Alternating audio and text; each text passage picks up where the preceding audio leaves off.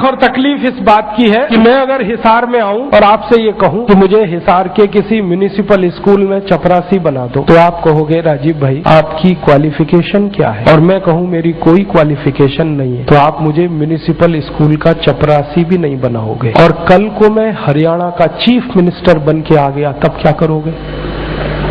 उसी zero qualification पर मैं हरियाणा का अगर चीफ मिनिस्टर बनकर आया तो आप मेरे गले को मालाओं से लाद दोगे और जिंदाबाद इतनी करोगे तो सारा शहर बहरा हो जाए। ये विडंबना है हमारे देश की।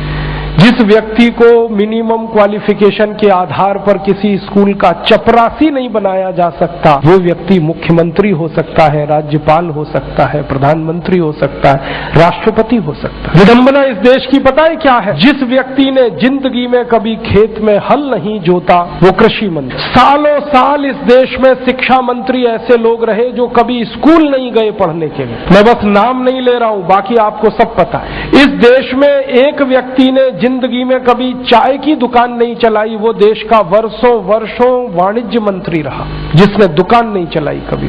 फाइनेंस का जिसको ABCD नहीं आता वो सालों साल इस देश में वित्त मंत्री रहता है। जिसने कभी अपने बेटे और बेटियों को भारत की सेना के लिए भेजा नहीं कुर्बान होने को, वो देश का रक्षा मंत्री हो सकता है। और जिसको अपनी रक्षा करने के लिए सैकड़ों जवान लगते हैं वो देश की क्या रक्षा करेगा? सोचो आप। जिस व्यक्ति को जिंदगी में कभी विज्ञान और तकनीकी का अंतर पता नहीं है वो साइंस और टेक्नोलॉजी का मंत्री हो सकता है, और जिसको इनमें से कुछ भी पता नहीं है वो प्रधानमंत्री हो सकता है। इससे ये विडंबना है हमारे देश की।